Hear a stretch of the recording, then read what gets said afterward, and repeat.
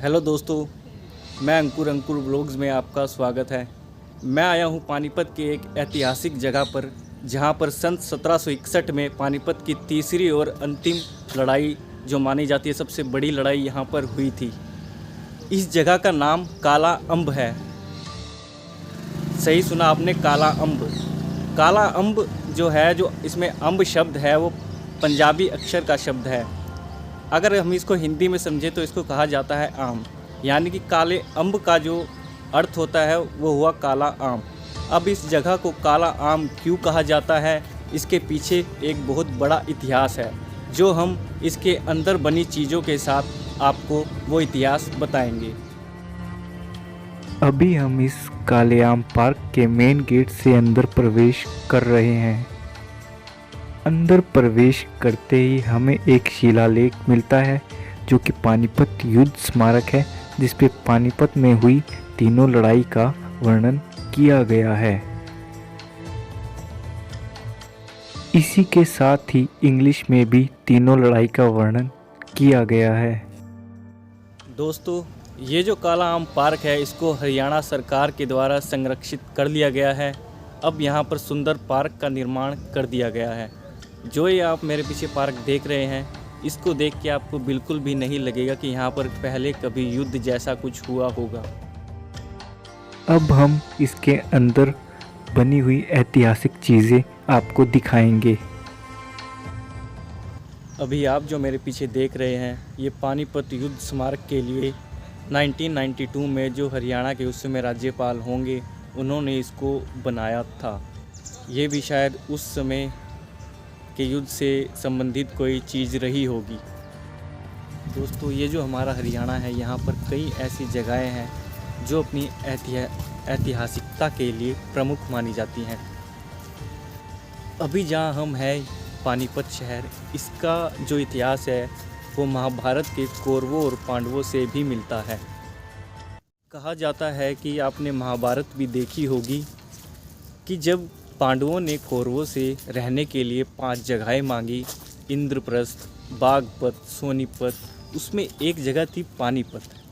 पानीपत का जो पुराना नाम था वो तो या तो पाणिनीय ऋषि के नाम पे था, या फिर पनप्रस्थ या पांडुप्रस्थ। ऐसा हमें, जो हमने सर्च की, जो हमने लोगों से पूछा, उससे हमें पता चला। तो वर्तमान समय में वो पांडुप्रस्थ व पानप्रस्थ हो गया आपका पानीपत। अब हम आपको वो स्तंभ वाली जगह दिखाने जा रहे हैं, जिस स्तंभ की वजह से इस जगह को, इस पार्क को कहा जाता है काला आम। पानीपत की तीसरी लड़ाई काला अम्ब का स्मारक स्तंभ। यह निश्चल्य लिपि उर्दू में लिखा हुआ है, जो कि आधुनिक ही है। उपरोक्त उर्दू भाषा का रूपांतर इस प्रकार है। इस स्तंभ वाली जगह पर एक आम का वृक्ष था, जो कि काला आम के नाम से जाना जाता था। इसी के समीप पानीपत की तीसरी लड़ाई अहमद शाह अब्दाली व मराठाओं के बीच सन 1761 ईस्वी में लड़ी गई थी। अभी मैं जहाँ हूँ, ये जो आप मेरे पीछे युद्ध स्मारक देख रहे हैं, यही काला आम युद्ध स्मारक है। यहीं पर प्राचीन काल में जब 1760 से 1761 के बीच में जब पानीपत की तीसरी लड़ाई लड़ी गई थी, तो यहाँ पर एक बहुत बड़ा आम का पेड़ हुआ करता था। उसी आम के पेड़ के नीचे जो मराठाओं की सेना थी वो आराम किया करती थी, और इसी पेड़ के पास ही जो 1761 की जो पानीपत की तीसरी लड़ाई थी वो लड़ी गई थी। भारत में जो पानीपत ज़िला है, ये अपनी 3 ऐतिहासिक लड़ाइयों के लिए जाना जाता है। सबसे प्रमुख जो लड़ाई थी वो सन 1761 में अहमद शाह अब्दाली वर्सेस मराठाओं का जो सेना का जो नेतृत्व कर रहे थे सदाशिवराव भाऊ, इनके बीच लड़ी गई थी। ऐसा सुनने को मिलता है कि अप्रोक्सीमेट 70,000 के आसपास जो मराठे थे, उनकी यहाँ पर मृत्यु हुई थी, यहाँ पर उनको वीर गति प्राप्त हुई थी।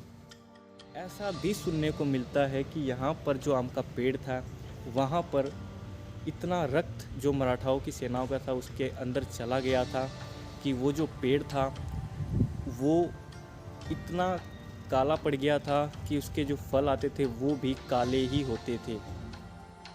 चला गया कि वो पेड़ सूख गया और सूखने के बाद उस पेड़ की जो लकड़ियाँ थी वो पानीपत संग्रहालय में रख दी गई हैं। वो आज भी पानीपत संग्रहालय में देखी जा सकती हैं।